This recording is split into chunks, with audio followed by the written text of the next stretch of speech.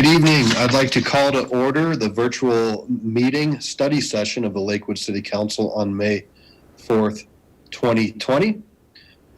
Tonight, we will have public input via 346-248-7799, and that ID is 980-7298-8245. We will repeat that a few times throughout the evening, and it will appear on the screen via Channel 8 for those folks that are watching. So if you want to get in right now, you can. And then when we get to public input, you'll press *9 to speak. I would ask that the clerk please take roll. Paul? Here. Abel? Here. Vincent? Here. Goodwin? Here. Vita? Here. Skilling? Here. Springsteen? Franks? Here. Johnson? Here. Labir? Here. Harrison? Here. You have a quorum.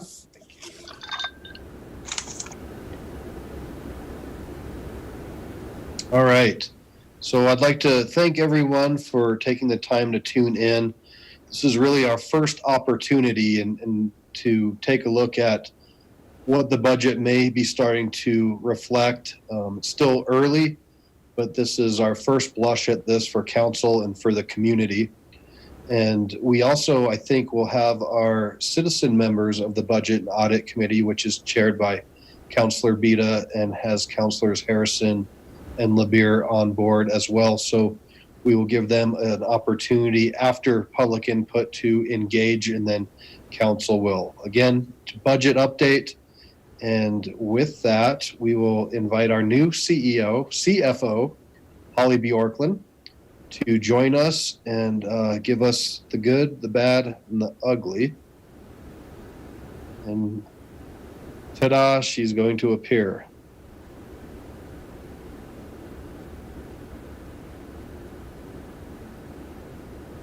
Can you see me okay?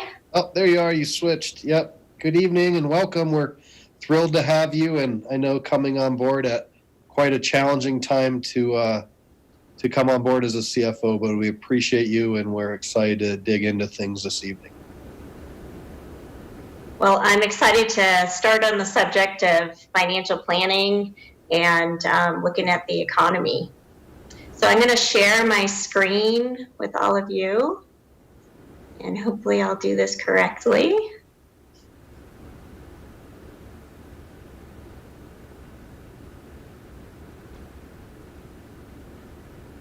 Can you see the presentation? Okay. Okay, so what we're going to be talking about tonight is the economic outlook, and we're going to be looking at the U.S. economy as well as forecasts for Colorado and Denver, and look at what we have right now for Lakewood sales tax. Then we're also going to be looking at what we were going to explore in terms of revenue, expenses, and fund balance. So even though we don't have a lot of information yet from the economic perspective and what we expect our revenue to be, we do have a lot of areas that we can start to analyze and be able to provide information on. So we're going to be doing that in the future. And then we're also going to look at questions that we'd like you to consider, because there's several decisions that you will have to make in the future, and we want you to start thinking about what those questions are, and then what the next steps are of what we're going to do after today. So starting out with the U.S. economy, the two things that generally you look at when you want to see what the strengths are and the health of an economy is looking at the GDP and unemployment. So if we look at those two, Goldman Sachs has indicated for Q2 that they're forecasting a decline of 11%. from 2019. So for Q2 2020 will be 11% lower than 2019 Q2. And Credit Suisse is forecasting that the recovery will start in Q3, Q4 timeframe, and that the full recovery won't be until the end of 2021. So they first forecasted that there would be this V sort of response, so that we'd have a drastic drop, and then we'd have a quick comeback in the economy. But now they're forecasting more of a W, which means that we already had the drastic drop, or we've started that.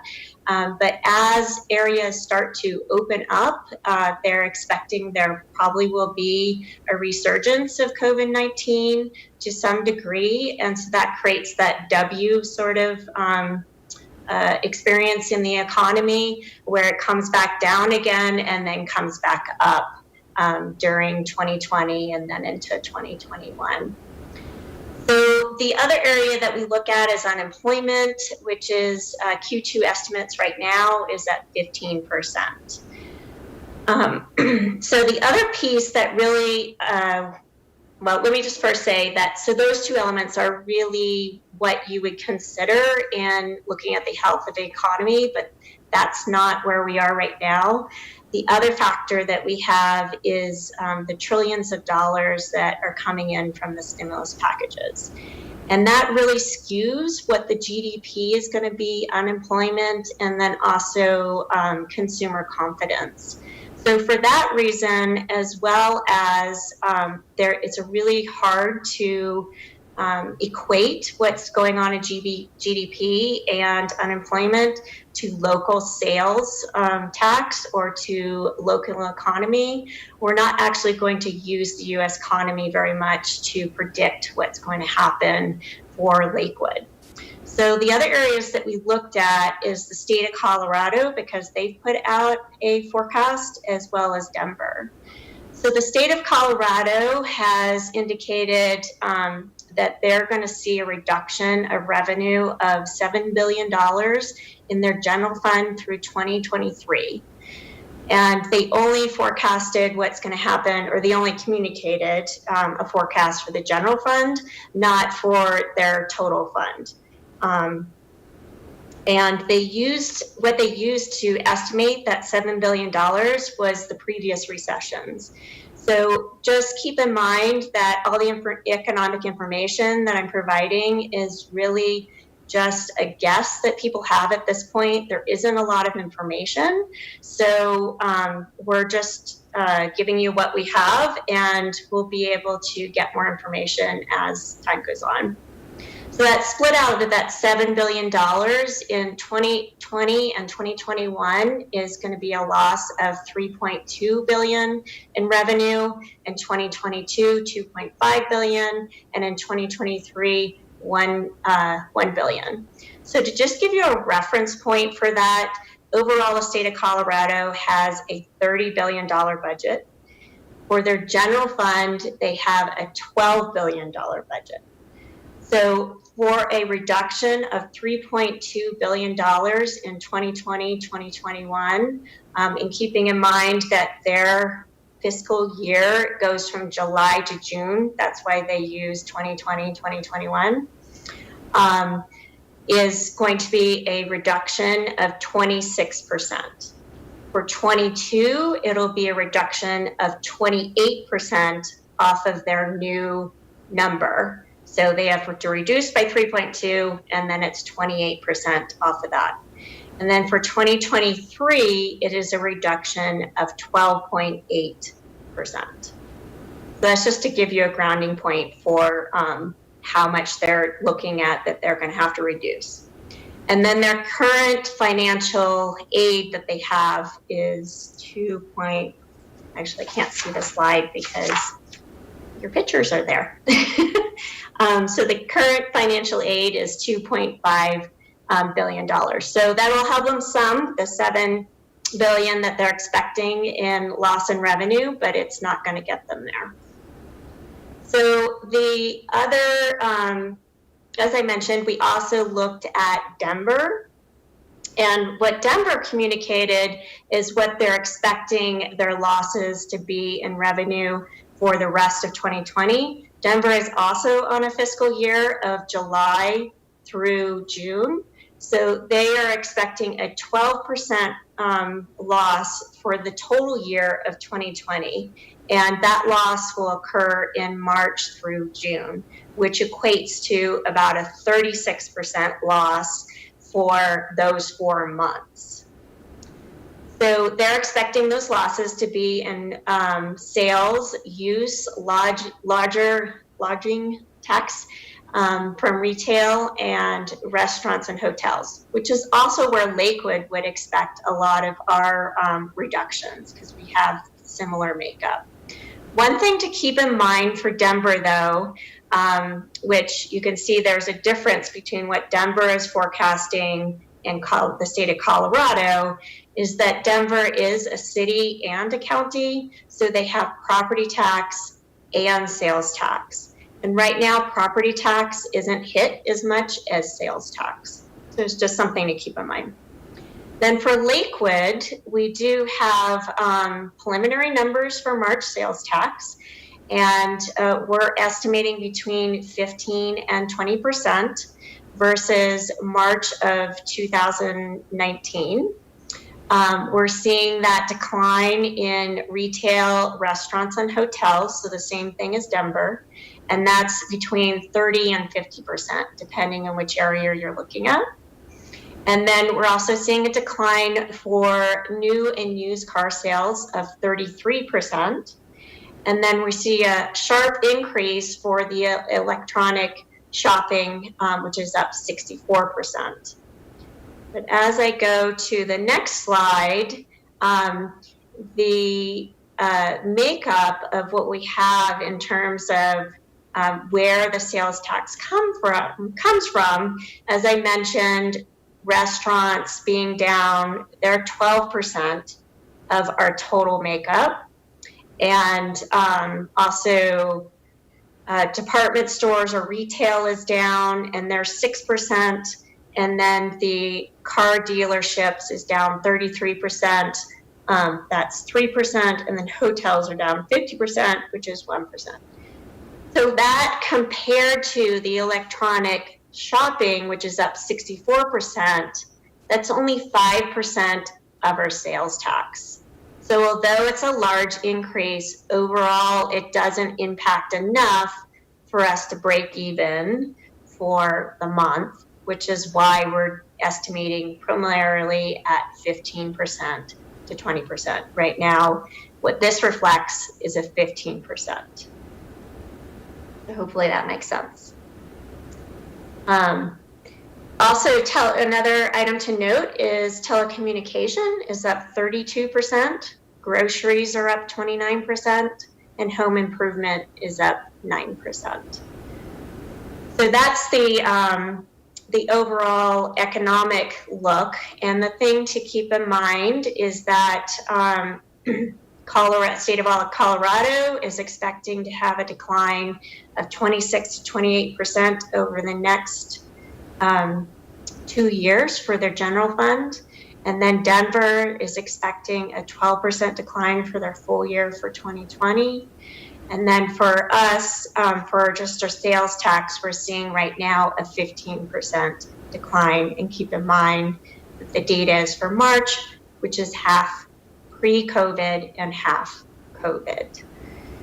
So again, we don't have a lot of information right now, but we can do quite a bit of analysis without knowing what's going to happen with the sales tax yet, which is why I'm going to next get into what we're going to be looking at for both revenue, expenses, and for the fund balance, so that we can focus on what other things can we be looking at while we're waiting for additional information. So we're looking at evaluating current revenue, which we looked at the sales tax, but there's other elements of the current revenue that we need to review, which is charges for services, licenses and permits, franchise charges, property tax, and other forms of revenue. The second area that we're going to look at in terms of revenue is funding from the federal and state government. And we are looking at several different ways in which we can get additional revenue. We've got CDBG, CARES, FEMA, stimulus, and JAG. For CBDG, we do have that is funding for low income and moderate income. And it's things like for helping with rent or hotels or food for low income type clients. For FEMA and JAG, that particularly focuses on the emergency itself. So it is not for recovery, it's more of funding for just the emergency activities and expenses that you may have. The stimulus package, there is another stimulus package that's being considered that does have a line item for local government supplement for revenue. I do not know anything more than that, but it is good news that they are considering having something in the next stimulus package that is to supplement local government revenue. The other form of revenue that we might be able to get is through CARES, and actually Kathy has gotten an update today that she was going to share with us. Thanks, Holly. Am I unmuted? Yes. Okay, good. Thanks, Holly. So I want to talk just up for a moment about the CARES Act. And you might have read in the paper today about some funding going from the state or from the feds to the state and then to Jefferson County. And there was actually action taken by the Board of County Commissioners this afternoon. So you know that the CARES Act stands for Coronavirus Aid, Relief, and Economic Security Act. It's a $2.2 trillion package. I want to briefly just talk about that distribution from the federal government, because I was asked this question last week. So $150 billion goes to state and local government relief, $454 billion for federal lending, $367 billion for small business loans, $100 billion for hospital grants, and then individual stimulus payments, $1,200 per adult and $500 per child, and an increase in unemployment benefits, $600 additional per week.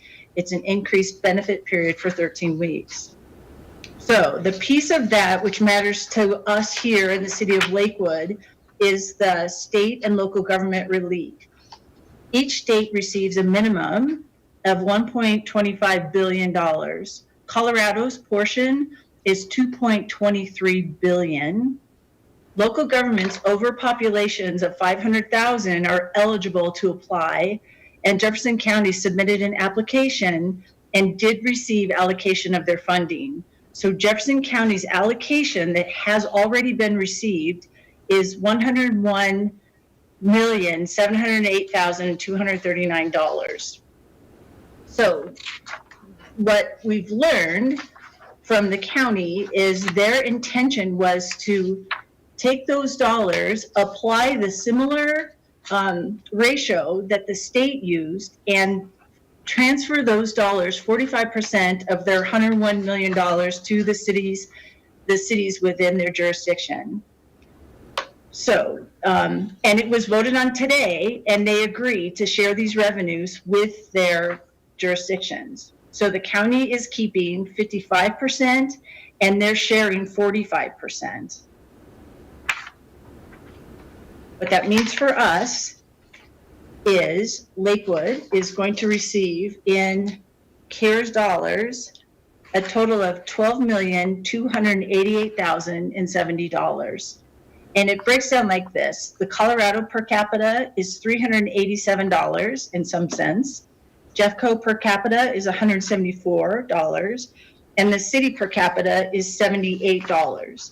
So these figures came about from the 2019 census. That's the census figures. That's what Jeffco used to determine the distribution.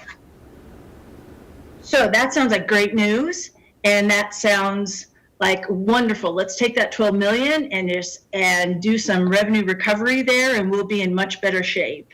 The problem is that there are some specific areas that are eligible for these funds to be used, and there are three things. They're necessary expenditures incurred due to the public health emergency with respect to the coronavirus disease.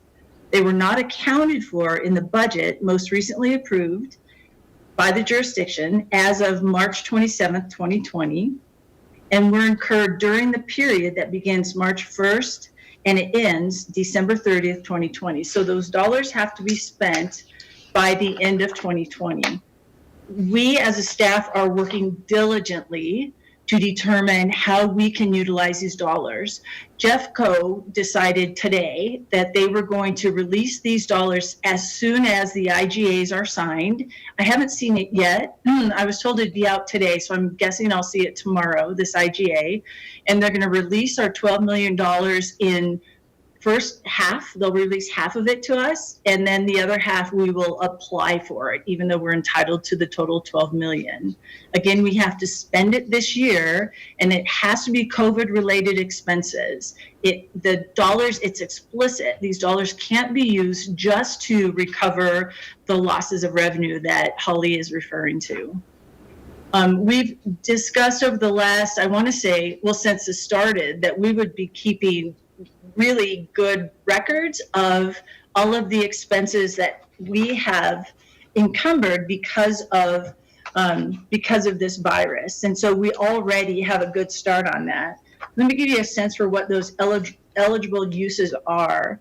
Medical expenses for the public response to COVID, public health expenses, which would be communication of the public health orders, PPE for health and safety workers, which of course we've purchased for our law enforcement and some of our other departments, disinfection of public facilities, which of course we've increased our cleaning efforts, and public safety related to COVID-19. Another eligible use is payroll expenses for public safety, public health, healthcare, human services, and similar employees whose services are substantially dedicated to mitigating or responding to the COVID-19 public health emergency. Also, expenses of actions to facilitate compliance with COVID-19. So this is an area that we're already seeing some high expenses from the city's perspective. So think of teleworking costs, paid FMLA and sick time, sanitation and improvements for social distancing in jail, mitigation of COVID-19 in homeless populations. And finally, economic support. Specifically, it says expenditures related to grants to small businesses.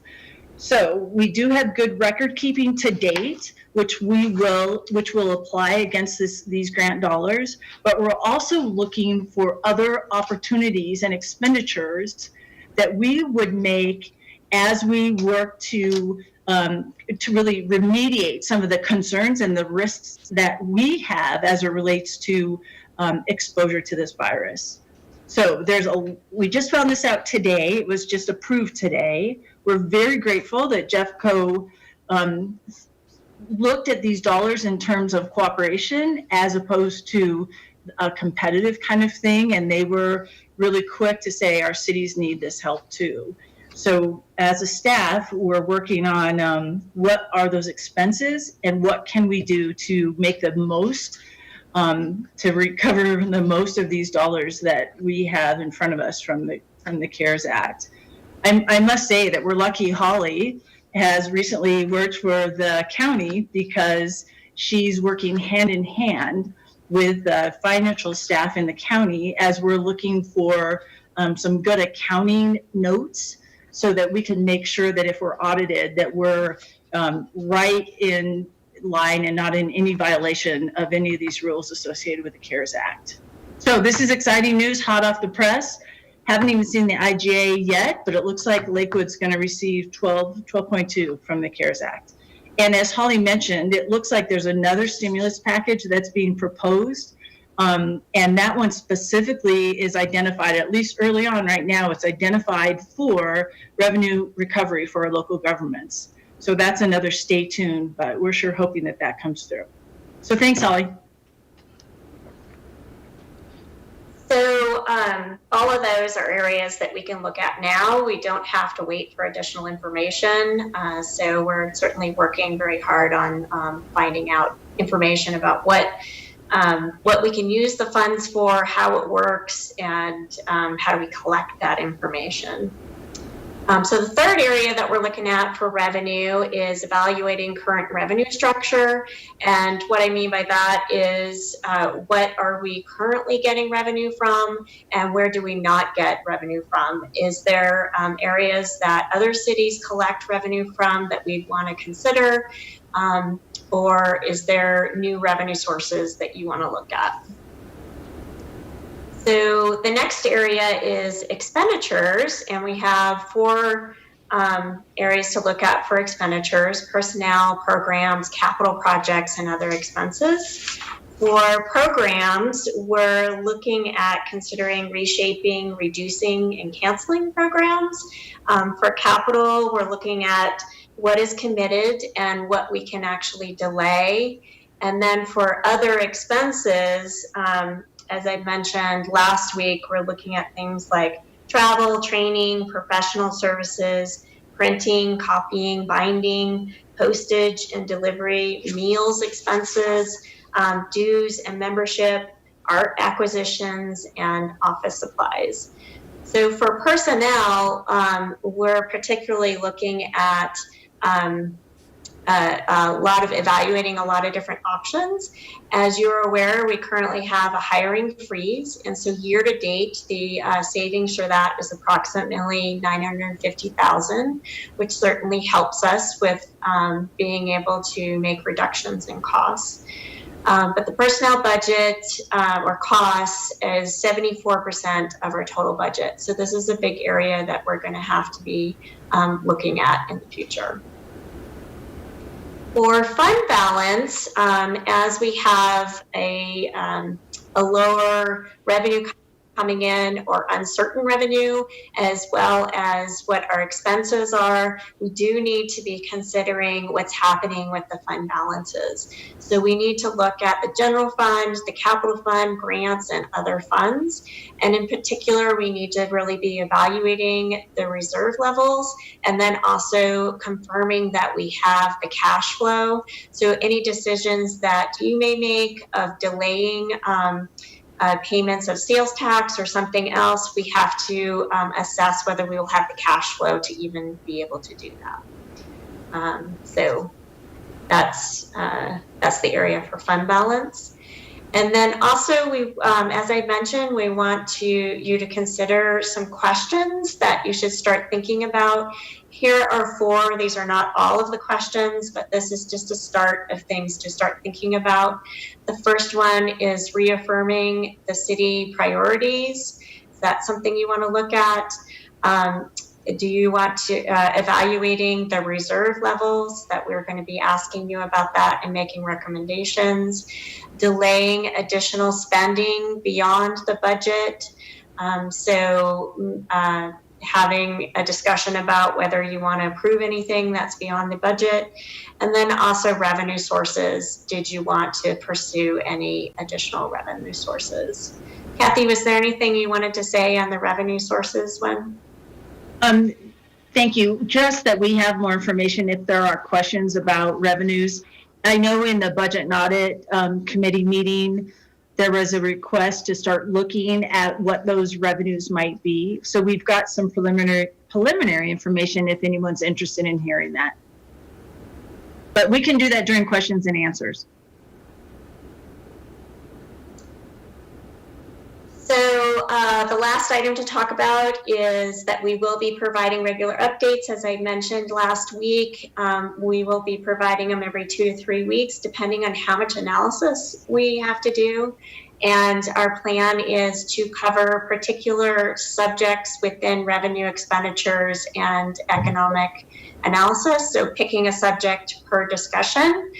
So for example, we might talk about, one of the topics might be to talk about all the different funding sources we might have from the federal or state government. So talking about CARES and the stimulus package, et cetera, that might be one topic. Another topic might be looking at a piece of expenditure, the capital project plans or something along those lines. So that's the intent, is that we would continue to have these discussions and be able to provide information and then also make recommendations. So I know I threw a lot of information at you, and I'm happy to go back and look at other slides, answer questions, or participate in discussion, whatever you would like. Great. Holly, thank you so much. And right now we are going to, so I have some hands raised and we'll certainly get to council questions, but this is where we do public input. And so I'm going to reiterate the number, and that's going to be 346-248-7799. And that webinar ID is 980-7298-8245. And we'll give that just a quick second so that the Channel 8 team can make sure they flash that number on the screen. And then when we are done with that, I'll go to our citizen members, Christopher Scott, David Wickman, and John Ludwigson, and see if they have anything to add or any types of questions. So with that, Madam Clerk, do we have anybody in the queue other than our 3 budget and audit members? Yes, we do. First caller is going to be 5627.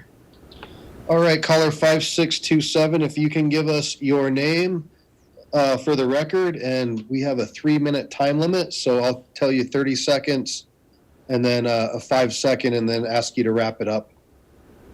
Okay. This is Lynn Judson. I'm 5627. Can you hear me? Yes, Lynn, good evening. Oh, good, because last time I dialed in 3 or more times and couldn't be heard, but I'm glad that's fixed. Thank you. Good evening, and I'm glad we can have these Zoom meetings. I wanted to just ask City Council, let City Council know what we're doing with the citizens group, working to help formulate the best options for our new communications and broadband ordinance in the zoning ordinance in Lakewood. Okay. Hey, Lynn, this is calling... budget related tonight, so this isn't like regular public comment. Oh. This is study session, so the public input piece is related to our budget and the presentation we just heard. Oh, I thought this was general comment. Okay. No, that's I just want that there are some relationships, because the wireless ordinance, the way it's drafted, will protect our property values in Lakewood, which I believe would have a relevance to our budget. Is that correct? The property values would actually impact on, I can't hear you on the tape, sorry. But let's see. We have basically hired an attorney who's an expert in communications law, and we wanted to ask City Council to schedule a study session later on the subject of the wireless ordinance. Yeah, Lynn, so that he can again, address City Council. Lynn, again, this is budget related, budget questions. We certainly received all of your emails. So this is a COVID-19 budget discussion. Okay, well, I'm just saying that if our property values are good, what we do on the wireless will affect our property values in Lakewood, and thereby it will affect our budget, assuming that, we have revenue from the property taxes in Lakewood that go to the city. And that will have a huge impact if we protect our property values and have less impact on them from many wireless towers and facilities throughout the city. So we think it is budget related.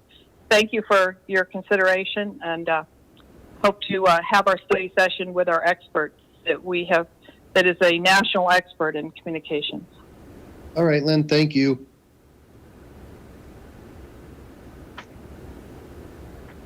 Salazar, do we have a... Oh, I can't hear you. Hold on. Next caller is Christopher Scott. All right, Mr. Scott, you are a member of our Budget and Audit Committee, the newest member. Please, sir.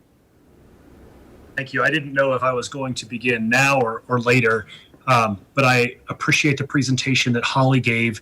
And I wanted to reiterate a few things that were brought up in the budget and audit meeting. The first one is a request for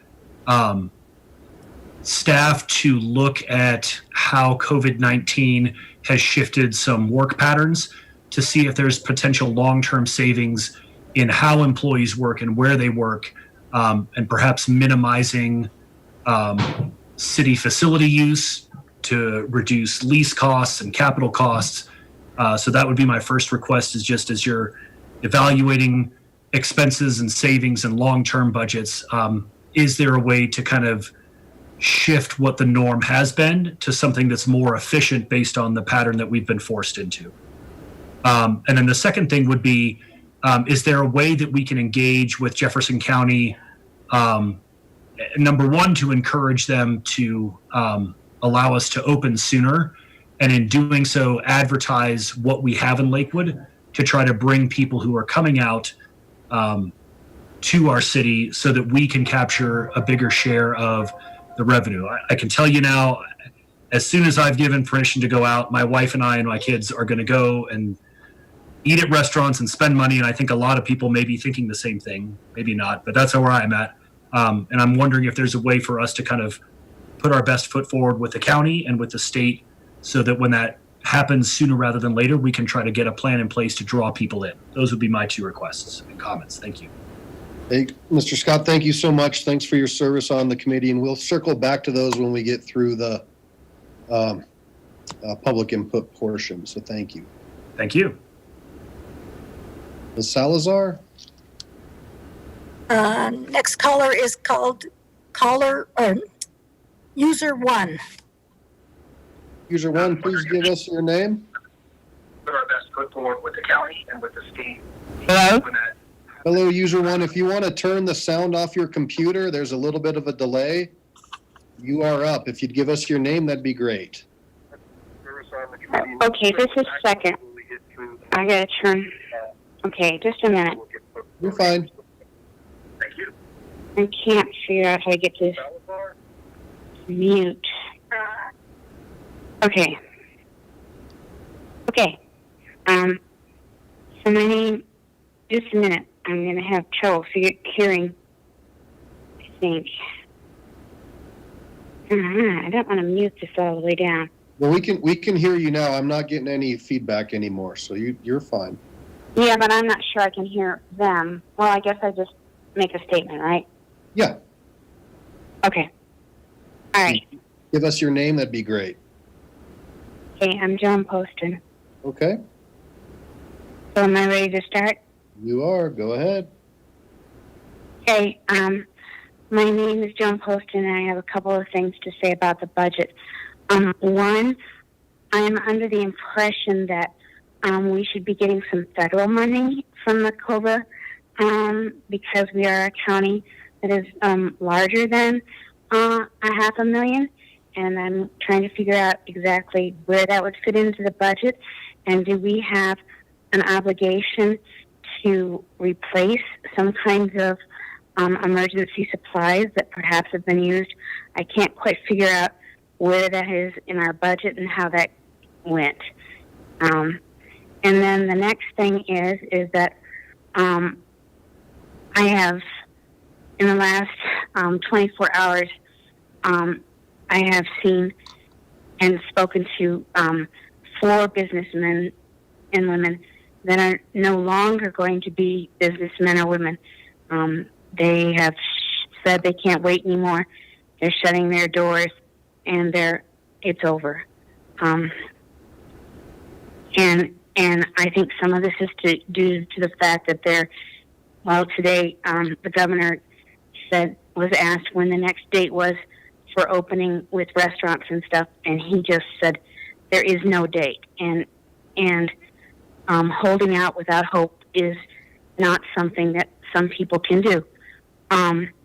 So I am concerned as to how we can maybe speak with, I don't know, public health, and get some kind of way of ramping this up a little bit more. Bars and restaurants that are looking at not even being able to open up until the end of May or maybe even the middle of June, I think it's unrealistic. And certainly doesn't give you any revenue to work with. So that's the two things that I'm kind of concerned about as far as revenue and business goes. I think the only other question that I have is on how some of the grants are going to be given, and perhaps I don't think there's anybody out there that knows that that kind of thing is happening and can wait. And I don't know who are the shareholders that are passing that out and how that is getting out there.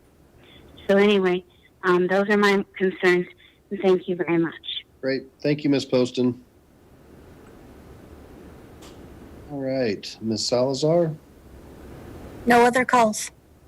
Okay, do we have our other two members, Mr. Ludwigson or Mr. Wickman from the Budget and Audit Committee?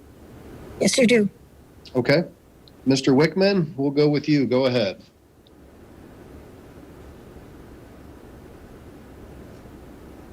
Wait. Can you hear me now? We can hear you. Okay. Don't have questions per se. Just wanted to make two suggestions. The first thing that concerns me is there's a lot of emphasis on trying to do something for specific businesses. And while that, of course, is perfectly fine and appropriate, I'm wondering what can we do for everybody? Obviously, we can't give everybody a loan or a grant or anything like that.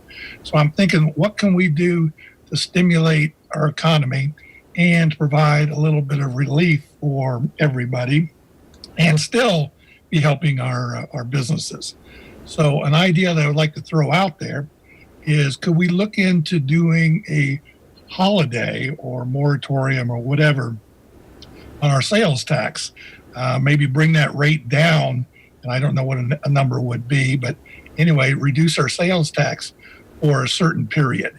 And therefore, if people are not having to pay as much sales tax, they've got a little bit more money in their pocket. For the businesses, if people got more money in their pocket, they're more likely to go to businesses.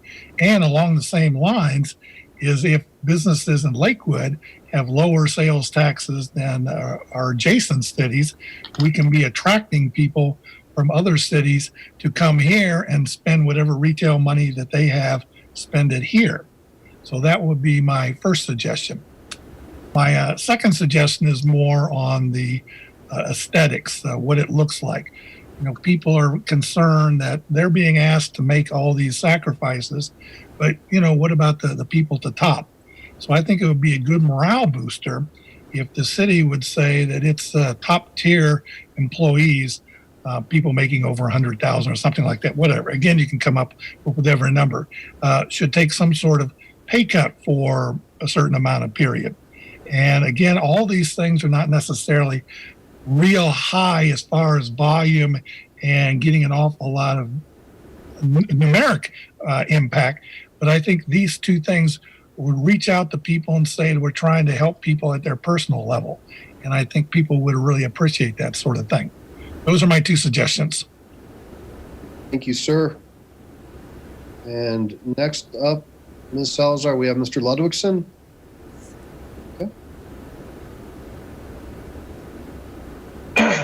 Ms. Salazar, can you hear me? Yep, John, we got you live. You're with the City Council of Lakewood. A couple things I wanted to raise.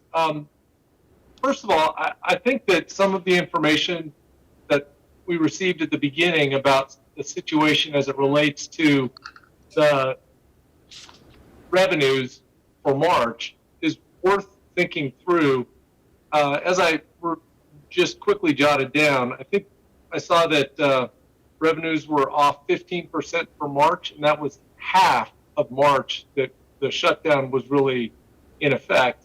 And restaurants were down 32%. I think when you look out in time, April is going to be perhaps rougher still because it will be a full month of the shutdown, and the revenue hole is likely quite a lot bigger as a percentage. Looking out in time, I get concerned that this may not resolve quickly and could impact businesses in our community and our community members over a period of time that could extend a bit. As the city council members know, we have over time built up reserves to provide a shock absorber for revenues for circumstances like this. They were very helpful in the recession of 2008, 2009, and will be helpful here.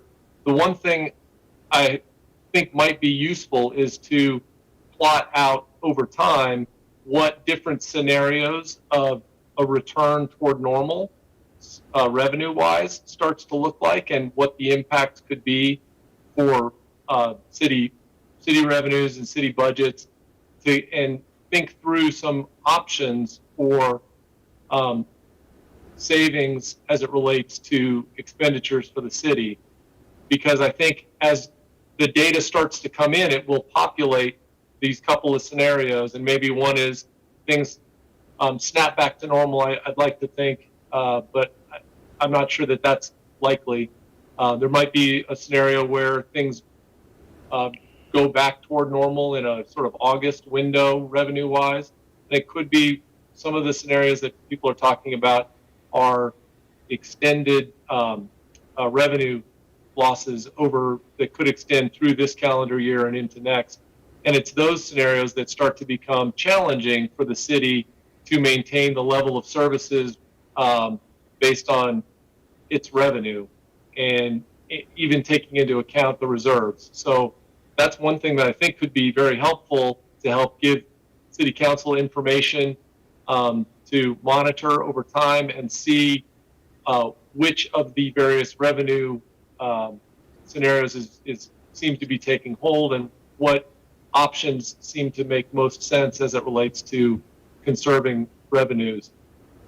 The one thing I would mention, I appreciated Ms. Hodgson's discussion of the CARES Act. The one thing I would say is, while $12 million sounds like a terrific influx for the city, the stipulations on how that money can be used pretty much mean that it's not going to help fill the revenue hole that is developing for the city. So I think it would be very helpful to take care of some of the additional expenditures we've had, but the things that I think are going to struggle with is how do we manage to keep the city able to deliver the services the community have asked for from it, and live within a budget that is likely to be the budget that we have.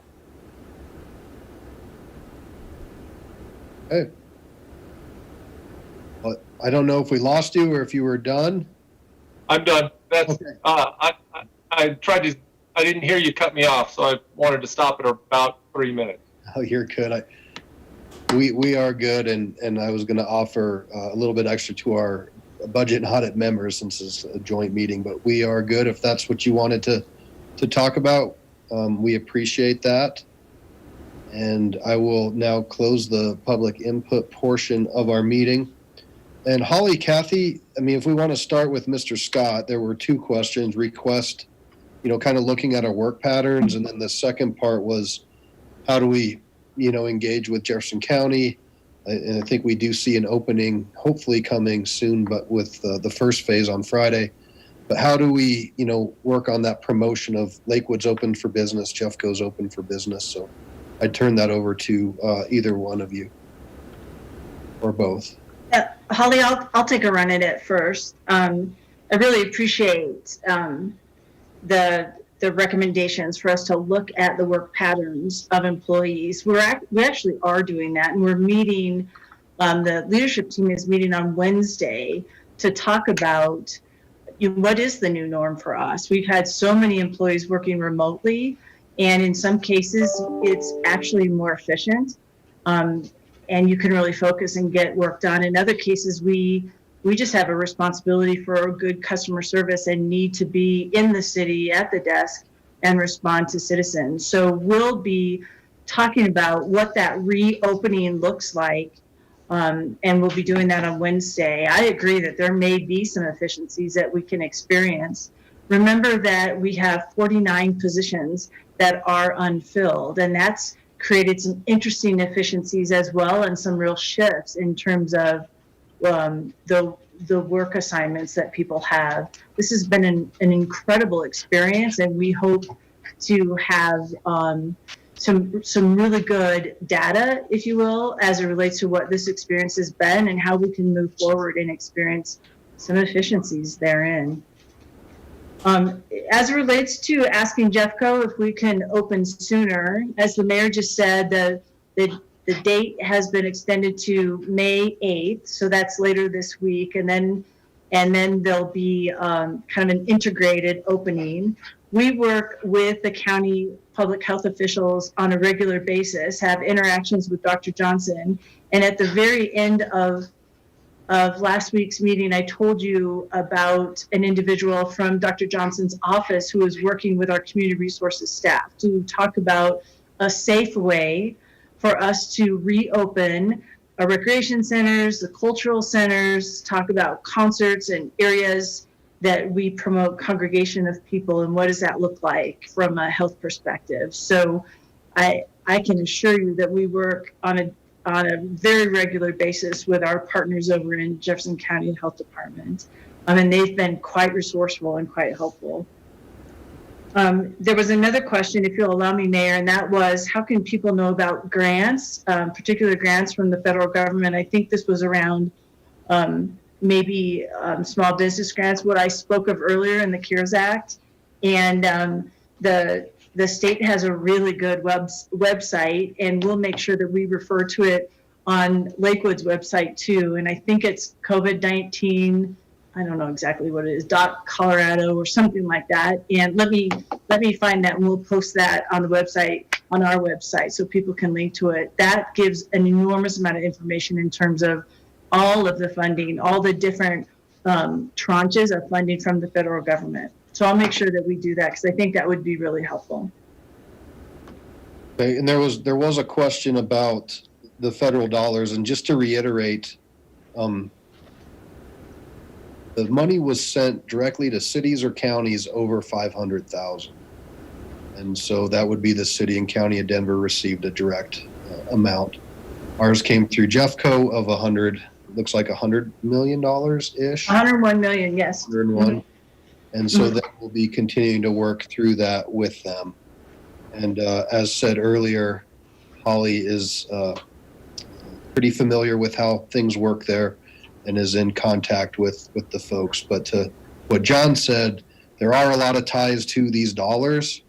And so 12 million may seem like a lot to some, may not to others, but we really got to be careful on how we utilize them. So Holly, is there anything you wanted to add to any of the comments or questions?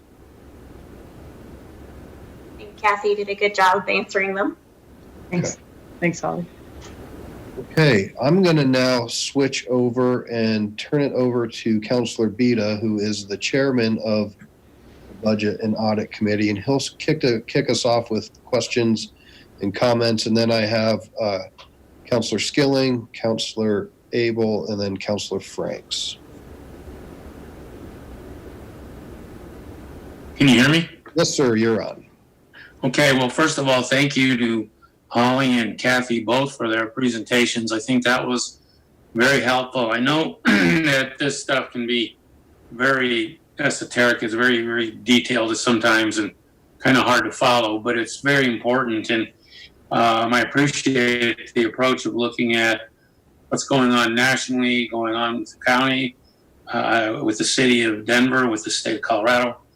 All of those things will help us to predict what we need to do in the future, because in the end, that's what we're going to have to do. We're going to have to do some predicting based on limited information, and that includes our council is going to have to do some predicting and make some decisions based on that. So we've gotten some good information to start with, probably about as good as you can get. So I really appreciate that. I'm hoping tonight that we can talk about some of those things that have already been brought up. And I sent out an email earlier to council just to think about some goals that we need to be thinking about ahead. And they're very similar to what Holly had presented earlier. They're in the same vein of what can we do with expenses? What kind of revenues do we need to look at? What kind of decisions do we make about our reserve fund, and so forth. So I know that it's too early tonight to be making those kind of decisions, and we can't really expect that, but we need to start thinking about them and also be thinking about a process. That's the other part, is some sort of process as to how we start addressing these issues, and do we do it, piecemeal, or in maybe a better word would be stages, where we do things a piece at a time as it comes up, and as the information improves and we get more information, making additional decisions. And I think probably we're going to have to talk about that. But that would be my hope tonight, to get our input from council. And the other thing is, I just wanted to mention, the reason I asked to have sort of a joint session is to get this out in the open so the public had a chance to hear what information we're operating with, and that so they can weigh in, and also our council and our budget committee can work together. Our typical way of doing things is that we send it to the budget and audit committee, and they work things over, and then they send it on to council, and council then kind of works it over, and then we get a final decision to move forward on a budget. But this year, I didn't want to do that in terms of the COVID-19 issues, because we're going to have to move quicker. We don't have the luxury of going in a two-step process, and I wanted to streamline it as much as we can so we can be as nimble as possible as we address these issues. And that's why I asked for a joint session tonight, and I suspect we may be doing more of these in the future to eliminate these extra steps. So I just wanted to get that out, and I'm very pleased with the way it's going. And I think from here, I'd turn it over to my fellow council members and let them weigh in. Thanks. Thank you, sir. Ms. Hodgson, you want to address that? You are up. Thank you. I just, before the other questions, I wanted to mention two things, just to help you so you don't have to take notes. Those slides will be posted. The slides that Holly referred to have a lot of information on them. So she'll be posting those, and we'll make sure that the Budget and Audit Committee, the citizen members, also get a copy of those slides. And finally, Holly spoke of the goal is to have updates to you every 2 or 3 weeks as information becomes available, so that you can continue to be thinking about these big policy decisions. Just so you know, that information will be emailed to you, and it'll be posted online. It won't fall into the regular rhythms of council meetings, because we want this information to be real time and as current and accurate as possible. So you'll be getting those outside of the normal rhythms of your packet information. I hope that's all right. But I think by doing that, the information that you receive will be really current. So I just wanted to make those points in case any of the questions are around those two things. Thank you. Thank you, Ms. Hodgson. All right, we'll go to Mr. Skilling, and then I have Mr. Abel, Ms. Franks, and Ms. Harrison right now. Thank you, Mayor. So I have the questions about the $12 million that we're getting from Jeffco that are only for the COVID expenses. And so I have two questions on that. One is, Ms. Hodgson mentioned at the last meeting, sorry, my alarm went off for the howl. So there's that. Didn't hear it. We didn't. She had mentioned at the last meeting that we are developing We're at the early stages of developing the small business grant program through our economic development team and what that's going to look like to help our small businesses. Is that something that we can tap into the 12 million? Can I answer that? Please. You know, it's explicit in this list of eligible uses. It says economic support, and in parentheses it says expenditures related to grants to small businesses. So it seems easy to me. It's pretty explicit. For your information, that'll be, boy, that was a rush job, and you're going to see that on first reading May 11th. So second reading is soon after that, and then we'll make those funds available. If it passes, of course, with your approval, of course. So along that same vein, then the second round of the charitable giving that we've approved for COVID only, that is also a grant program that goes to the local nonprofits. Would that also be with those funds that we're going to talk about next Monday? Would that also be available from the 12 million? So that isn't, I don't have an easy answer to that. We need to do some additional work. I was looking at the actual CARES Act itself.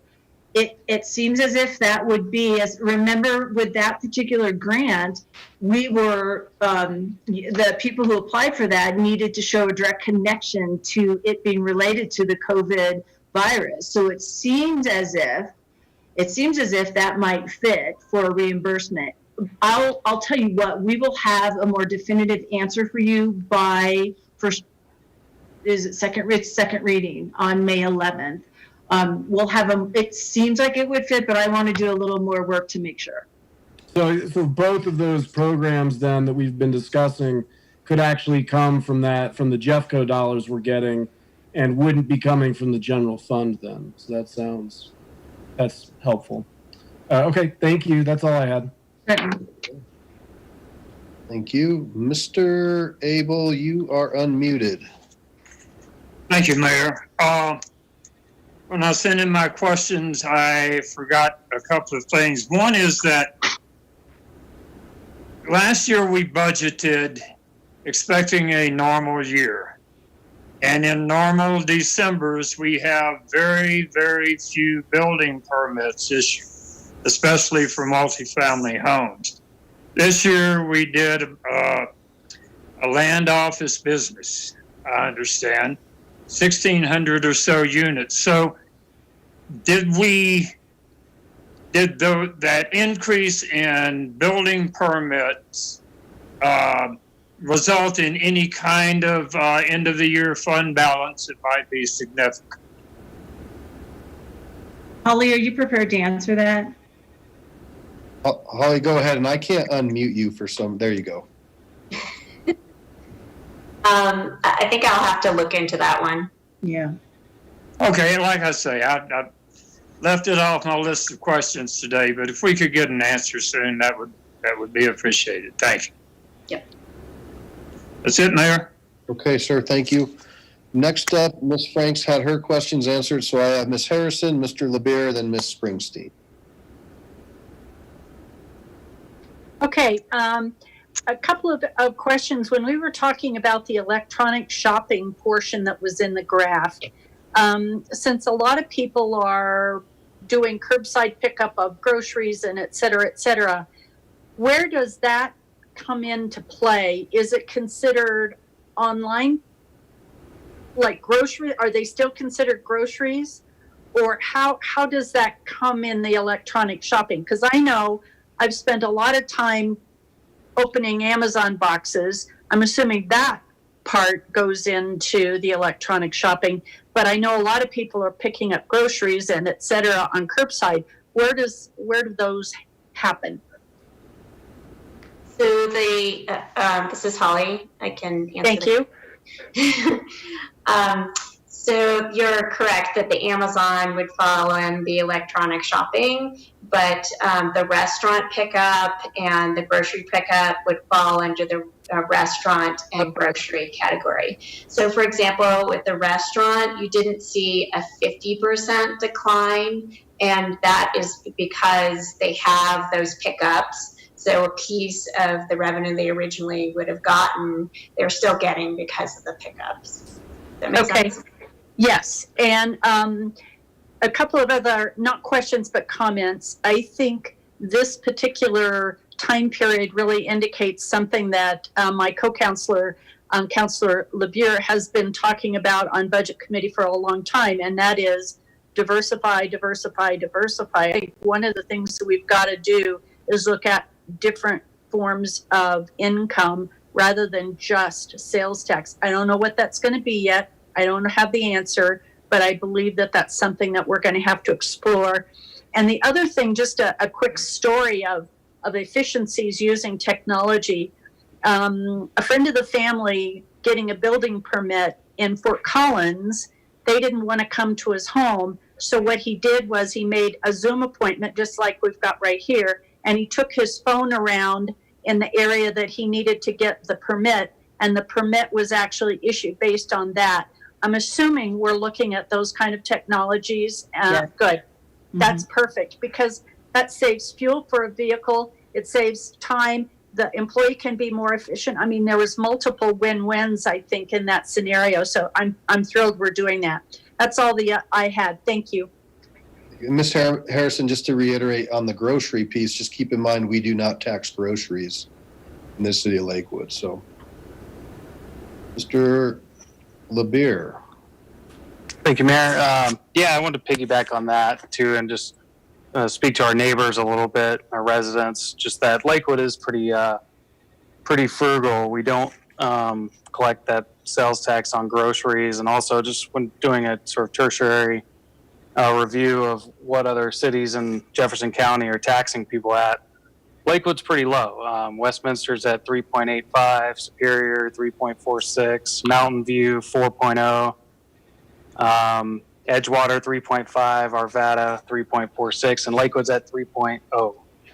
So I just wanted to give you guys some, our neighbors, some of those numbers, just so they get a sense that we are pretty conservative with how we tax here in Lakewood, and I think that's a point of pride for most of us, and for the residents here as well. So just wanted to bring that up. But I also want to mention that we have talked a lot on budget and audit for the last year about really every side of the financial picture, whether it's debt or expenses or revenue. And I think from the slides, I get the sense that everything is kind of on the table. And we're sort of looking at a holistic approach, and I think that's the right thing. As far as process, I don't know what that looks like. That's something we kind of have a challenge with, and it's hard to get everybody in the same room in this format. I don't know if it makes it easier. I think it probably doesn't. But I think that's something we need to dig into. And one question I had on that was around performance increases. I assume we've already approved all those based on last year's budget. Is that correct? So those have probably all gone through for this fiscal year. That is correct, Counselor. Our performance compensation was already approved. The average was 2%. So that's pretty low, 2% for employees based on performance. The only one who hasn't received one is myself, and I am more than willing to forego that. But it's 2%, and that won't. Yeah, and that's the thing. I feel like we're kind of, everything we look at is going to be a little bit of chewing around the edges. I think obviously our reserve fund is one of the best sort of protections we have. I think there might be some savings. I don't know if we figured out the number on COPs. That that's probably not going to happen. That doesn't happen, I don't think, till the very end of the year. But that might be $1 million. I don't know if that's the right number or not. If we looked into that, I know we talked about it a couple times. But I do think I'd love to hear good ideas about more ways that we might be able to save money. Obviously,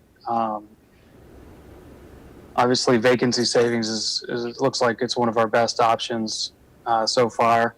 And then the other side of it is the revenue piece. We've talked a lot about diversification, as Counselor Harrison suggested, but I'd love to hear more ideas about revenue, whether that's taxes, fees, that sort of thing. Obviously, these this is a challenging time, I think, for any of those conversations. So I think we'd have to be really nimble or careful in the way we discussed them. But I think, I'd love to hear those ideas. Thanks. Mayor, is that something you want me to review?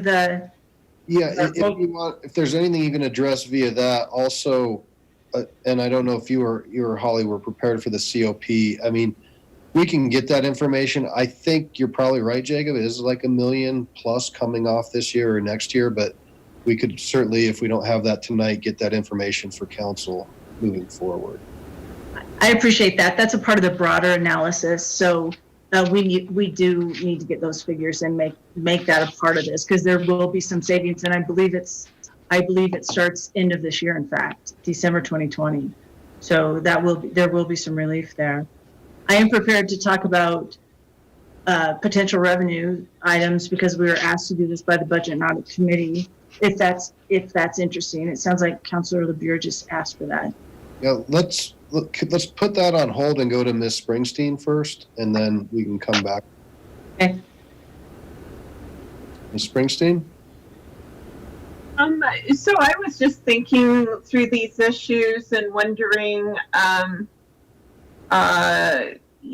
we go through this, if we can define eligible uses, and define those as broadly as possible, so we can apply this money to many different things. For instance, I was thinking in terms of planning for the future, and so if we have waves of this virus come through, can we, for instance, stockpile personal protective gear to a certain extent? Because I know a lot of places were caught off guard not having enough of that. So that's a question. And then a question would be sort of, could we start a list of places where we might be able to cut back if we need to, or create more efficiencies? And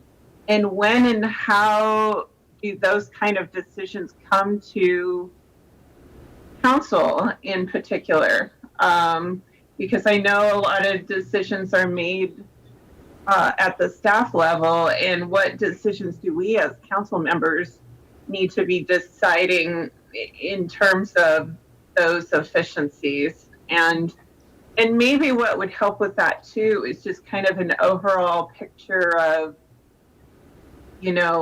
what is our budget and what are our revenues versus expenses. It was mentioned that a good part of the budget goes to salaries, but what are some of those other expenses? So maybe we can, fill that out a little bit over time. And just, I guess I'm wondering what do we as people who are representing the people, what kind of decisions do we need to make and suggestions we need to make about budget issues, accountability, how this gets used, and what eligible uses are. So, thanks. Thank you. Ms. Hodgson? Yes. You want to address that, or? Yeah, so let me kind of dismantle that a little bit. So as it relates to what the eligible charges are against the CARES Act, that's really up to the definition of the Coronavirus Relief Fund. And I have it in my hand, and it tells you for sure what you can't get reimbursed. And that's the work we're doing now in terms of really digging into this information, to this act, to see what will be eligible. I'll tell you right now, it says funds may not be used to fill shortfalls in government revenue to cover expenditures that would not otherwise qualify under the statute. Although a broad range of uses is allowed, revenue replacement is not a permissible use of fund payments. So that's pretty clear. A lot of it isn't clear. It talks about expenditures incurred because of this particular outbreak. And that's really where we need to look into that. We're lucky because we're doing this with our partners and at the state and at the county level so that we can make sure that we're in compliance and that we don't do something that's going to get us in trouble and end up violating the intent and having to return the dollars. So we will be creative, but also very judicious about following the rules. So then, Councillor Springston, I think staff is working individually as it relates to their departments and what recommendations that they're going to bring forward. Some departments have more latitude than others. For example, if you think about like the Community Resources Department and all of those offerings that we have, that's a very large department.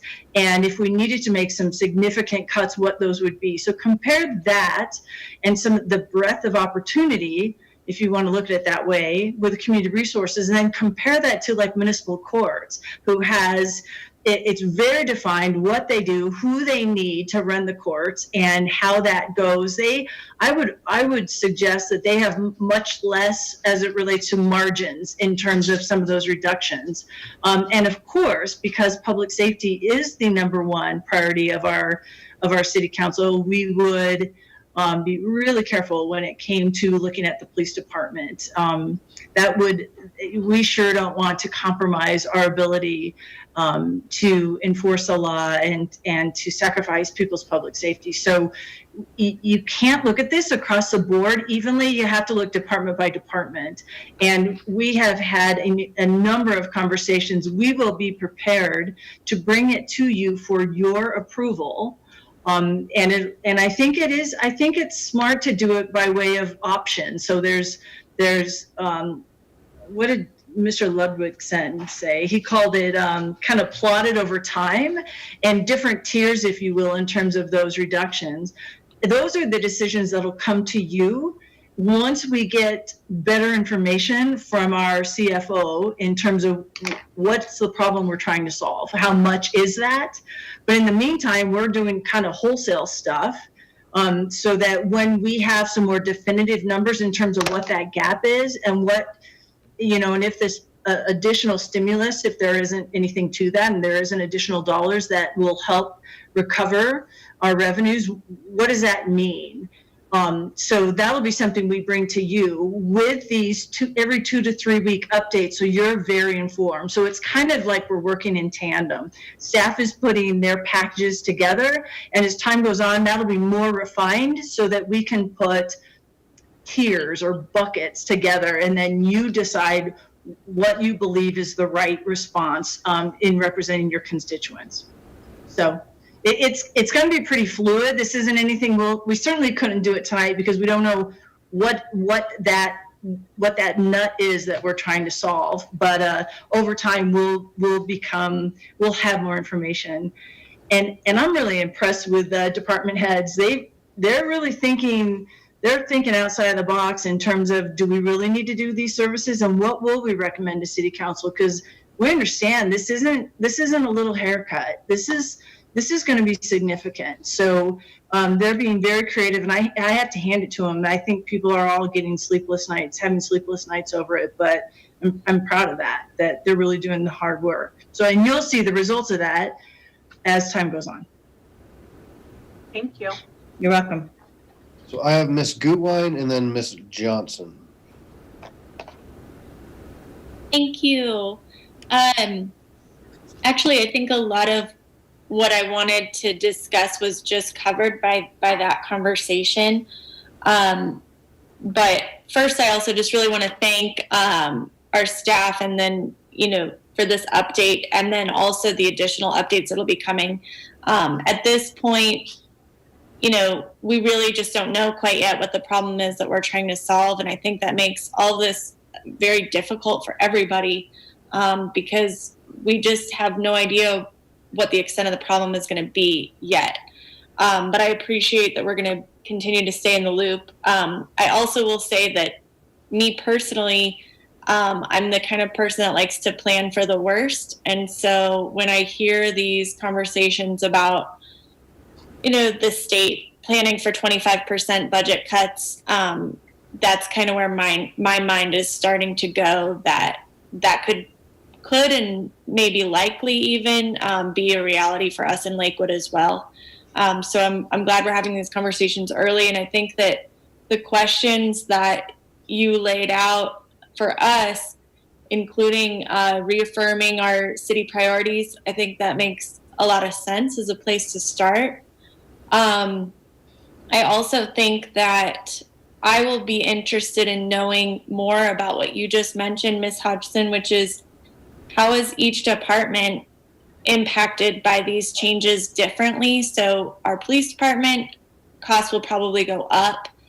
I would imagine our Parks and Rec department, their costs could potentially go down, or their programming will probably be significantly impacted just by social distancing requirements and all of that. So I think that would be really helpful for us to understand what changes kind of are out of our control and are dictated by this public health crisis for each department, because that will probably have a big impact on those budgets. I also wanted to just kind of, I know we're under a hiring freeze right now, and I wanted to understand, are we under a kind of spending freeze as well, if you will, of just kind of anything that's not necessary to keep the lights on? I would say everything is extra scrutinized. We're looking right now at all of the capital plan programs and looking at deferring those. If it doesn't create a health and safety issue, what can we do to just get us through this year without additional expenditures? So yeah, everything is really scrutinized. Thank you. I just wanted to make sure the community knows that and understands that, those steps are already being taken. So I appreciate that. I think that's all I have for right now. Thank you. Can I add to that conversation one more piece? I'm sorry. As it relates to community resources and all of the myriad programs that are offered for our kids, we just heard last week that Jeffco Public Schools have closed their facilities until July 31st. So that has a big impact on us. We've utilized the school facilities to run summer programs. And so if the facilities are closed, that puts us in a real dilemma, because those are facilities that we would otherwise fill with summer camp kids. So, and then think about the parents who are at home and the parents who need to go back to work and all of that. So with every action is a reaction that we're having to deal with. So that's another concern for us, not to mention social distancing little kids. I mean, that's another big challenge too. So thank you. That's it. Ms. Johnson, you're up. Thank you. Kathy, I want to thank you. I know that this is a heavy lift. We've certainly never seen anything like this before, and hopefully we won't again. I absolutely agree with you that expenses need to be looked department specific. That's absolutely correct. Public safety has to come first for me. And I appreciate that you said that the spending is being scrutinized on all levels and all ways. This is a moving target, and that's what makes it so hard. A couple things came to thought for me. When John Ludwigson was speaking, he said that we need to live within our budget. And I got to thinking that we really can't expect to be made whole by any of this additional money that we are getting. The feds are giving cities money in different ways. It was mentioned hospitals, of course, there's small businesses. You've got the CARES Act, you've got all different pots of money. But that money's coming from someplace, and it's being pulled from some other department. I would hate to think that the printing presses are up and running just to do that. In a lot of ways, this is a great opportunity for us. And I think if we kind of turn the paradigm around, that we can really learn from this, that might be a good thing. And the idea of looking at efficiencies as far as employees maybe working from home, that's actually a really thoughtful way to start with some of this. If it saves money and we get the work done and it's working okay, then that maybe should be considered a long-term solution.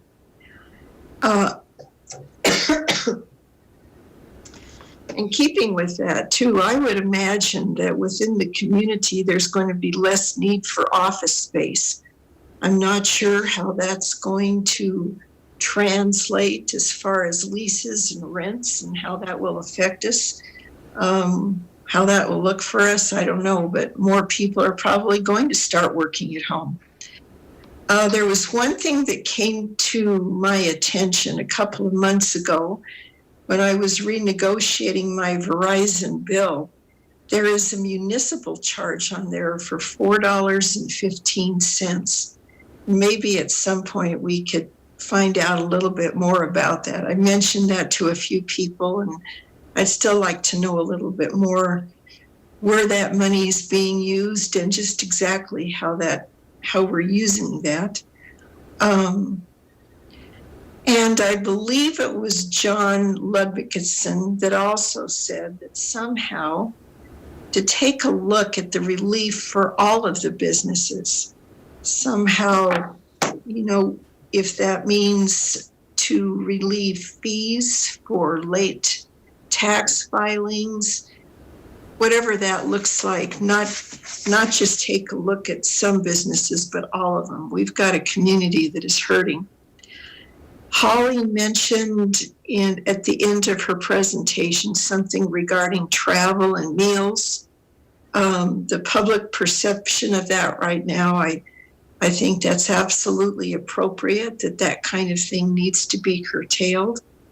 And if that means all of us paying our own way to CML this summer, I'm happy to do that as well. Councilman Skilling was talking about the emergency grant that we were looking at for the $100,000 and to see if that we could recover that money from CARES. If it cannot, I would like to see us at least consider taking that off the table, because it looks like there's a lot of other areas that we can tap into, grant money, all kinds of things. And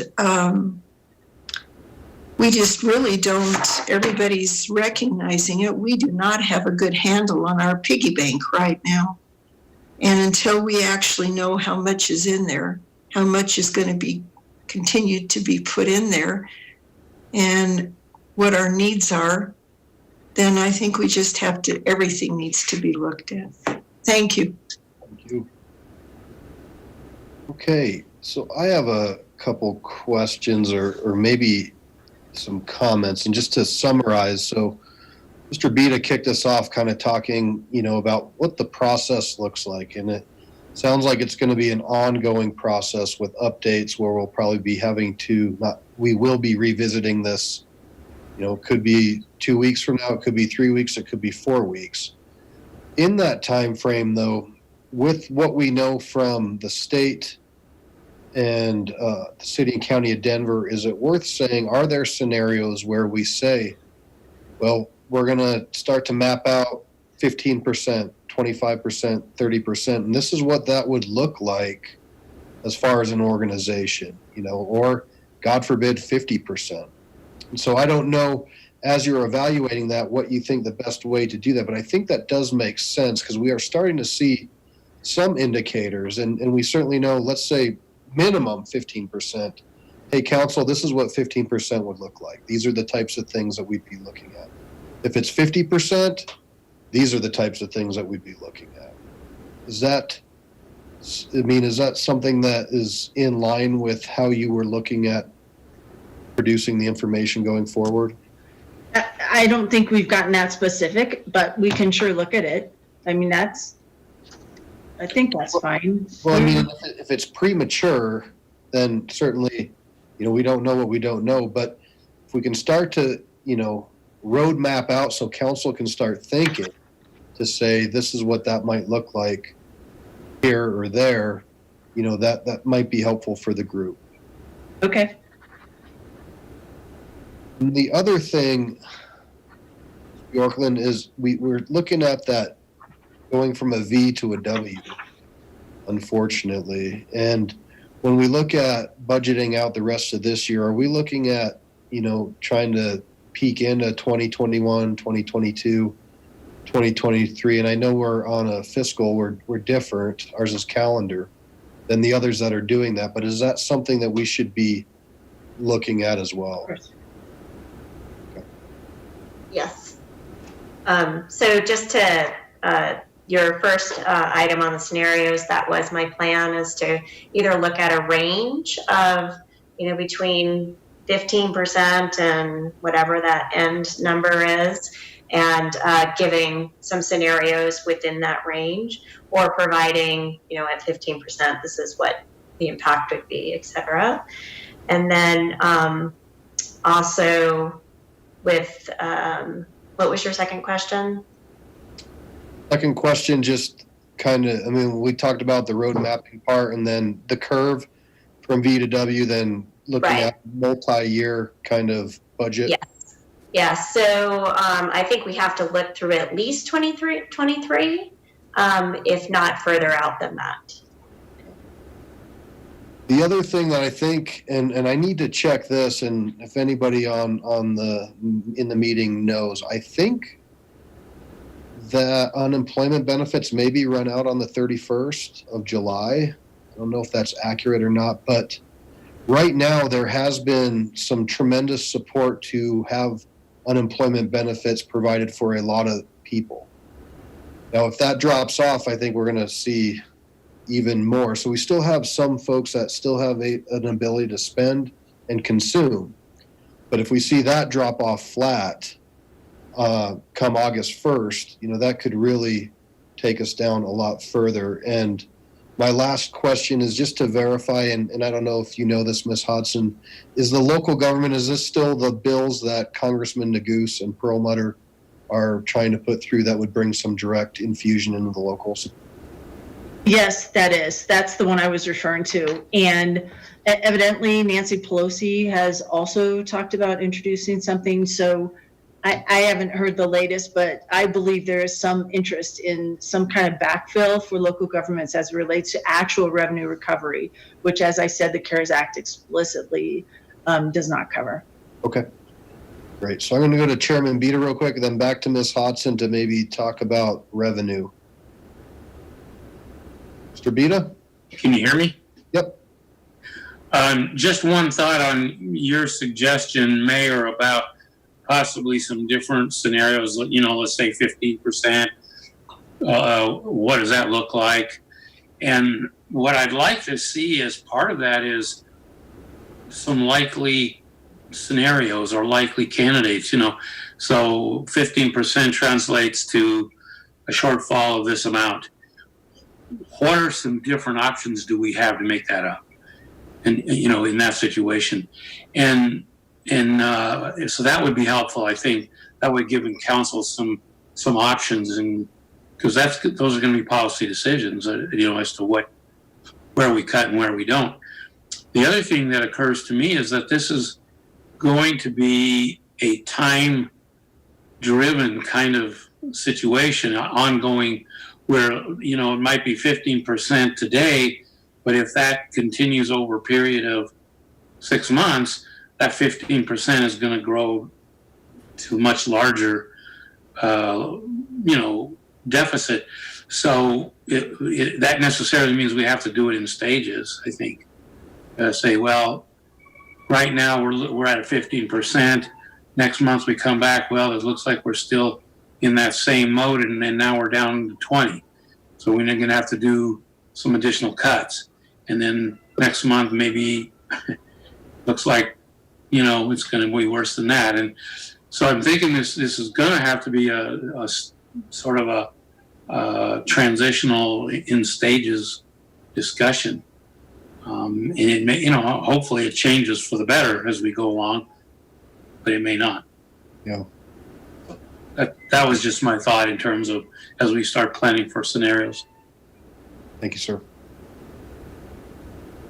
So, Ms. Hodgson, and this has been brought up in previous conversations and as part of the Budget and Audit Committee, and really was a part of one of Council's main goals, and that was municipal funding, kind of from A to Z. And our bulk comes from sales tax. And there's a whole variety of different things that exist. And it's important to note to the community that, this is just a conversation and an education for everything. But I would say that it's important that we do plan for the worst because we're facing something we've just never seen before quite yet, and what that will be. So with that, I know that your team's done some work just to inform, and so I'll turn it over to you. Yeah, thank you. So this is, I just want to qualify first. This is just a laundry list that the financial staff and some of the department heads came up with. Some of these you're going to find very distasteful. Some are less tasteful than others. And again, it's just a wholesale list. So I just want to throw this out and get you thinking about this. This list represents new revenue opportunities for the city. Some other cities deploy these kind of revenues. Others we've just learned about. So these, again, we don't currently have these revenue sources, but this gives you a sense for some opportunities should you be interested. The first one, and these are in no particular order. So the first one is restating the tax on food, on groceries. We believe that would yield us somewhere between 7 and 10 million annually. Short-term rentals. Once that program is established, I know that's within the Housing Commission currently, we're anticipating that would yield about 140,000 a year. That would result in an accommodations tax, as you know, it would benefit our economic development fund because that would be an accommodations tax, otherwise known as a lodger's tax. There's a potential of eliminating certain sales tax exemptions to better align with the state. As an example, electric vehicles, that would yield about $900,000. Cigarettes, $800,000. Other non-essentials, that's a real small one. Something we don't do is taxation of storage facilities, and we believe that would yield about $250,000 a year. Taxation of luxury services, gym memberships and subscriptions to things like Peloton. Taxation of all services. We have many services that aren't taxed currently. Here's one, wow. Annexation of additional residential areas. So if you think about online shopping and where those are delivered to, that's an interesting one, especially, I didn't say these are all good ideas, especially when you think of the costs, service costs. Drawing some kind of designation retailer, somebody like Top Golf. I don't know how reasonable that is, but that would be one that would be a real revenue draw. Different kinds of fees, a public safety fee, a property tax mill increase. We can do an increase on our accommodations tax. Right now, as we call it, our lodger's tax, which is our economic development tax. Not that hotel use is up right now, but when it is, right now we collect 3%. And some other communities collect as high as 5%. So that would be an option. Another one we've heard of is recreational marijuana. That's something that we don't have here in the city currently. That went to the vote of the people in 2014. That would be a new revenue. If you decided to bring in, or if there was a vote of the people to bring in recreational marijuana, that would be a new revenue source. And there's more and more and more, and I'm sure you have a lot of questions about that these are just really high level, so we're not in a position to really dig into any of these, but maybe this will kind of kickstart your thinking in terms of the revenue side of things. Yeah. So there's that. And I want to emphasize that. I mean, there's a lot to all of these, and some could be good ideas, some could be bad ideas. They all could be great, they could all be bad. But to keep this council kind of thinking about this as we move forward, I think that was an important part of that piece. So anything else from council? Any other questions related to kind of where we're at? It sounds like we'll be continuing to have updates and then see those different scenarios and different modeling things as we move forward. I don't see anything else. I think it's important, if we have the opportunity, to absorb this, talk to your neighbors, your residents, and see if they have any more questions, and we can continue to bring those in. And as soon as I try to close something out after I say, anybody else have questions, all the lights go on. Mr. LeBear. Yeah, sorry about that, Mayor. I was just going to say, I think as it relates to whether it's expenses or revenues, it would be great just to have a little bit of a detailed, almost like a memo or something concrete that we could look at that might give us a better idea of like how much a storage facility revenue might, increase, might impact the city. I think that's the kind of thing that, some of those things might be welcome relief for the city, in the sense that those are dollars that could come back into the community, and maybe they're unsightly and a lot of people don't like them already anyway. No offense to our storage facility owners, but those are the type of things that I think it would be good for us to take a look at. And same thing on the expense or debt side, obviously. I don't know if that's helpful, but that's just my thought there. Thanks. So, Ms. Hodgson, as we're thinking about that, you have a short list, and I know you've spent some time, and we want to keep our focus on the immediacy of this. Is what you just read us, is that available in form, or would that be something that you could share? Absolutely. I'd be happy to share it, as long as you just realize it's just real conceptual, and those are just options for you to be thinking about. I didn't really understand a memo on the expense side, Councilor LeBear. I'm not sure what you're looking for. We have a budget book which describes all of our expenses. Sorry, what I meant was, if we are proposing certain things, just having some sort of something specific visually that we might be able to read, or you just read off a list, so that's obvious on the revenue side, such as the storage facility or gym membership fees, or whatever that is. I just thinking out loud here that if there are proposals similar to this for how to reduce expenses, I think that sort of summary would be helpful. So, Mr. LeBear, so what I'm hearing, though, I think that will come with these different kind of scenarios, and as to what those proposals are that will be brought forth to us. Yeah. Yes, from Kathy. Yeah. Okay, good. Yeah. Great. Thanks. I'm going to go to Ms. Johnson, and then I'll close it out with Mr. Bita where we started. Thank you.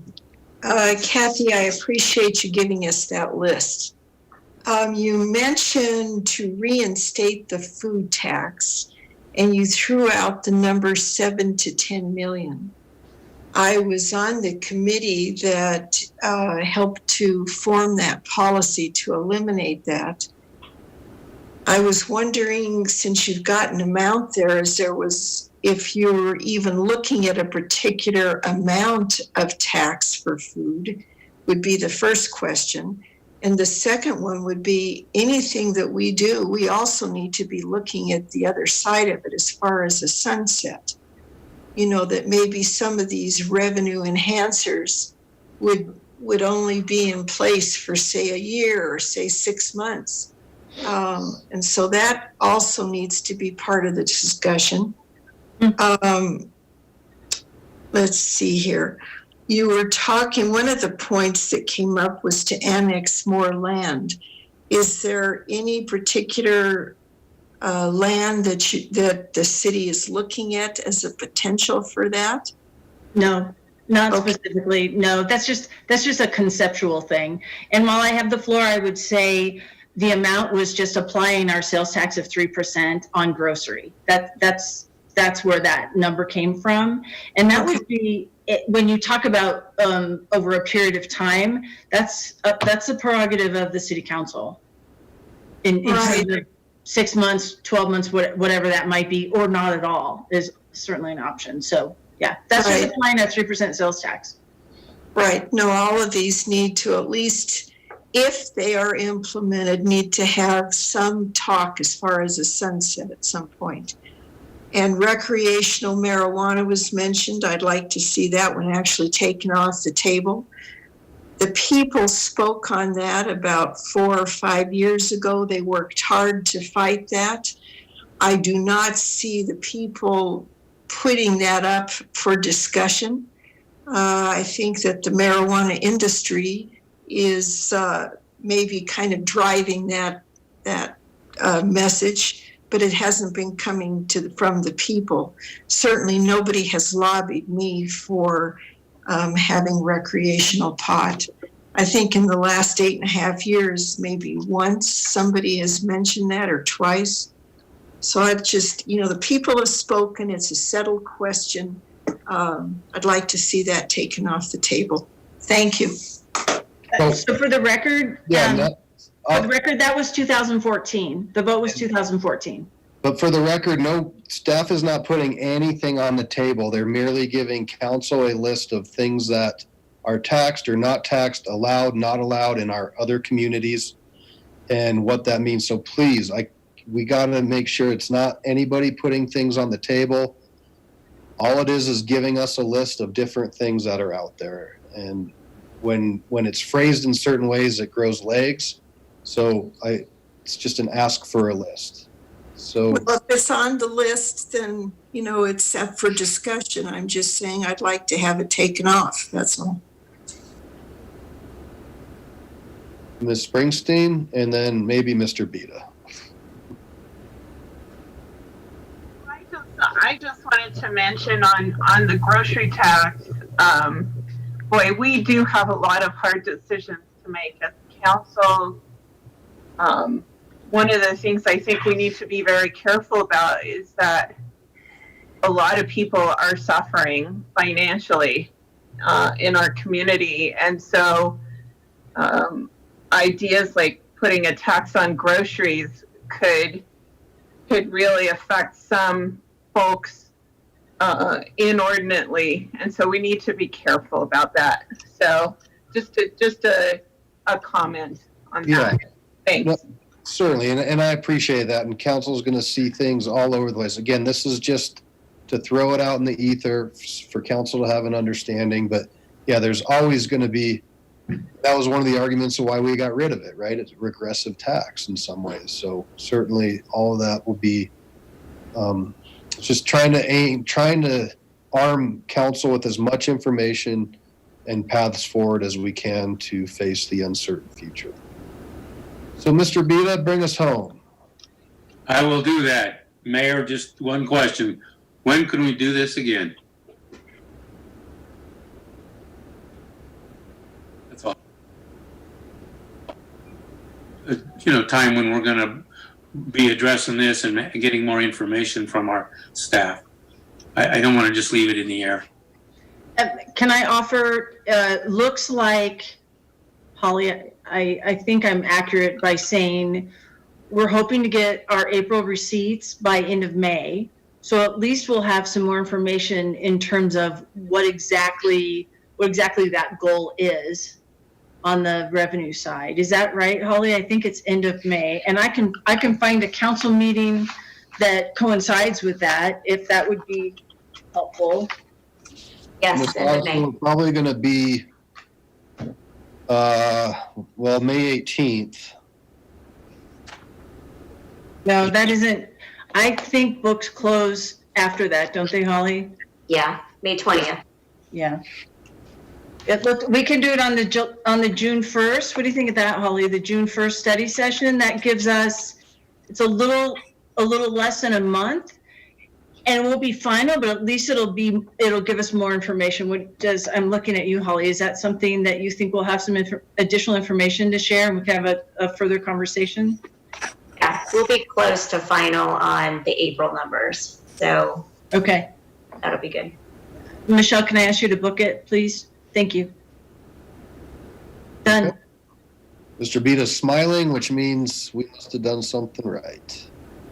We also have a budget and audit committee meeting in between there, so we can have maybe a more in-depth conversation in advance of that city council meeting. We'll talk that through to Councilor Beta. All right. So with that, that is all that we had. So council, thank you so much. Ms. Bjorklund, thank you very much for your first real meeting here, digging right into the depths. We really appreciate and want to welcome you again to the city of Lakewood. Can I say one more teeny thing? Holly, this is her second week. She's had 2 weeks with us, and I think she's done an amazing job already. So that's just I'm biased, but I'm really grateful for Holly Bjorklund. So while you have the floor during reports, you want to add anything else, Ms. Hodgson? Oh, no, sir. All right. I think last time I started with Ward 1. This time I'll start with Ward 5 and work my way down. So I'm going to unmute both Ward 5 council members for reports. Dana, go. All right. Thank you, Mayor Paul. We had our board meeting on Saturday morning, and thank you for joining us. We did a Zoom meeting and had the community call in and Zoom in, and we had around 40 people, I think, on our meeting. It was really good to get to see people's faces that we haven't been able to see in a long time. So overall, it went well. It's certainly not the same, but we all got through it, so that's good. And we had a good discussion about all of these types of topics, and we're able to get a little bit of feedback, and we're hoping to get some more about just the way that we're responding to COVID. And that is all I have. Great, thank you. Ms. Harrison, anything? I was out of town with my family over the weekend, so Dana did a great job, and I appreciate all that you and Dana did. Thank you. It was easy, thank you. Glad you're back. Ward 4, where's my Ward 4 on my Zoom? There's Miss Franks. Oh, and he's right above on mine. Mr. Skilling, Miss Franks, Ward 4. Thanks, Mayor Paul. I just wanted to let everyone know we have our Ward 4 meeting coming up this Saturday. Of course, it's a virtual meeting. It'll be our second one, 9:30 to 11 per normal. We've sent that out through our newsletter, and then it'll be posted, obviously, on the city website and going out through social media. We will have a guest speaker from the Lakewood Police Department's Emergency Management Division. And what we are asking for is, if you have questions related to that, if you can get those to us ahead of schedule, ahead of that meeting, we can get them over, make sure that we're well prepared to get answers to those. So again, this coming Saturday, 9:30 a.m., it'll be a Zoom meeting. And please get us any questions you might have for our Emergency Management Division. That way we can get them over to them. So thanks very much. While I normally bring coffee for everyone to the meetings, I'm going to be very selfish. I'm only bringing coffee for me. So just know that if you attend the meeting. That's all. Thank you. All right, Ward 3, Ms. Springsteen and Mr. Beta, you're both unmuted. Yes, just real quick, I'm going to defer to my co-counselor, but we will plan in the future to have virtual donuts and coffee. That's the most healthy kind. Ms. Springsteen. I'm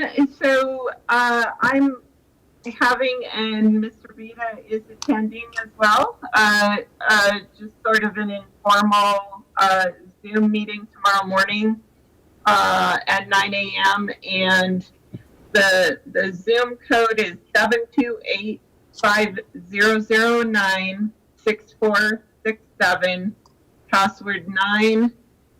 M as in mom, D as in dad, H as in Harry, P as in Paul, and lowercase r. I'm just trying to put something extra out there because I was unavailable at the Saturday meeting, and for people to be able to call in and talk and just ask questions informally. And the Lakewood Broadband Task Force has been working diligently, and they are hoping for a study session on 5G and want council to receive information from an attorney that they have hired who is very experienced in these matters. And so I'm hoping we can do a little more with that for them. Thank you. Thank you. Ward 2, Mr. LeBeer and Ms. Vincent, you've been very quiet tonight. Where are you? Oh, there she is. Yeah, I don't have anything. Just wanted to mention, except for that we're going to try to do a award meeting on Zoom again this month. That's all I got, but we're still working on the details. So thanks. And I'm just hoping by the time we are done with these Zoom meetings, I can figure out the lighting in my house. I'm having a heck of a time with that. So thank you all and good night. And Ward 1, Mr. Abel and Miss Johnson. Thank you. We had our first Zoom meeting in Ward 1. We had 45 people join us, but then we had an unfair advantage. Instead of Adam, we had Dr. Mark Johnson. It was Ramey's idea to invite Dr. Johnson, and it was very, very informative. Dr. Johnson stayed with us for 2.5 hours. That man is dedicated. So great idea, Ramey, and I'll turn it over to you. Thank you, Charlie. I would just like to follow up on our ward meeting that we had Saturday. Charlie and I both appreciated and welcomed everybody into our home that time. And I want to thank folks for spending their Saturday with us. I cannot speak high enough for Dr. Johnson. He actually is my hero. He stayed with us for 2.5 hours. And every question that someone had, he answered extremely thoroughly. I never expected that kind of a commitment, but he was there for us. Thank you, Dr. Johnson. And I'd also like to thank the community. You know, all of us, our nerves are getting frayed. Each one of us, as I look at your pictures on a personal level, we're all struggling with this with our own families and homes. And each one of us has our own personal way of trying to deal with this. But I have received calls and emails of kindness and endearing words. And we do come together. There are some positive things that are going to come from this. I believe in our community. I believe in Lakewood. And frankly, Council, I believe in all of you. We will make it through this and we will be stronger. We will have more insight and we'll be better for it at some point. Thank you. God bless you all. Thank you. Thank you. Okay, so I have a couple quick things.